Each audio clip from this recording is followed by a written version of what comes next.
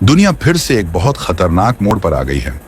South Asia के दो बड़े न्यूक्लियर मुल्क पाकिस्तान और इंडिया एक बार फिर आमने सामने खड़े हो गए। आज बात करेंगे इंडिया और पाकिस्तान के बीच बढ़ती टेंशन पर, जो अब जंग के कगार तक पहुंच चुकी है।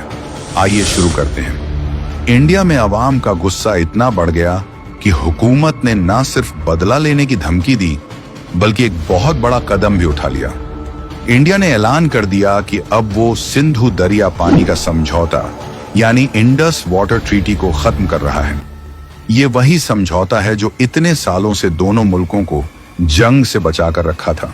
अगर इंडिया पाकिस्तान का पानी रोक लेता है तो पाकिस्तान में सूखा, फसलें खराब और भारी मुसीबतें आ सकती हैं। सरहदों पर भी माहौल बहुत गर्म हो गया है। लाइन ऑफ कंट्रोल पर गोलीबारी शुरू हो चुकी है।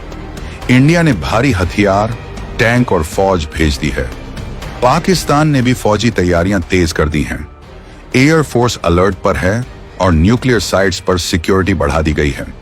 दोनों मुल्कों की फौजें आमने सामने हैं और पूरी दुनिया सांसें रोककर हालात देख रही है। अगर ये जंग शुरू होती है तो इसके असर सिर्फ इंडिया और पाकिस्तान तक नहीं रुकेंगे। दुनिया भर में तेल की कीमतें बढ़ने लगी हैं, स्टॉक मार्केट गिरने लगे हैं और लोग अपने पैसे सुरक्षित जगहों पर शिफ्ट कर रहे हैं। खाने पीने की चीजों की कमी और महंगाई भी दुनिया में बढ़ सकती है। यूनाइटेड नेशंस और बड़े बड़े मुल्क दोनों से अपील कर रहे हैं कि सब्र से काम लिया जाए। अमेरिका की पोजीशन बहुत नाजुक है। ऊपर से तो अमेरिका दोनों को शांति का मैसेज दे रहा है, लेकिन अंदर से इंडिया के साथ डील्स और सपोर्ट बढ़ा रहा है। इससे पाकिस्तान को गहरी फिक्र हो रही है। रूस, जो पहले इंडिया का खास दोस्त था, अब थोड़ा तटस्थ है। वो चाहता है कि किसी तरह से जंग टल जाए ताकि उसके खुद के कारोबार और प्रोजेक्ट्स को नुकसान ना हो। रूस ने सुलह कराने की पेशकश की है, मगर अब तक कोई बड़ी कामयाबी नहीं मिली। चीन का रोल सबसे दिलचस्प। बाहर से तो चीन भी दोनों को सब्र का मशवरा दे रहा है, लेकिन असल में वो पाकिस्तान की ओर करीब आ रहा है। चीन को लगता है कि अगर इंडिया किसी जंग में फंसता है तो वो खुद ताकतवर बन सकता है। चीन ने पाकिस्तान को फौजी और आर्थिक मदद देने का इशारा भी कर दिया है और अपनी सरहदों पर फौज बढ़ा दी है।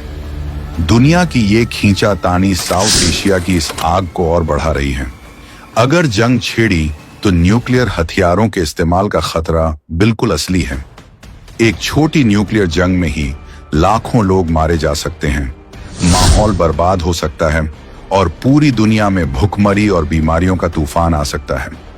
ये सिर्फ बॉर्डर की लड़ाई नहीं है, ये पानी, ताकत और वर्ल्ड पावर का मुकाबला भी है। इंडिया और पाकिस्तान की आम जनता, जो पहले ही महंगाई और बेरोजगारी से परेशान है, जंग की सूरत में और भी बुरी हालत में आ सकती है। दुनिया के पास अब ज्यादा वक्त नहीं बचा। अगर जल्द ही शांति के लिए बड़े कदम नहीं उठाए गए तो हालात बहुत बुरे हो सकते हैं। आज साउथ एशिया के आसमानों पर जंग के बादल बहुत साफ नजर आ रहे हैं। दुनिया फिर से एक ऐसे मोड़ पर है जहां अक्ल और होश से अमन कायम किया जा सकता है।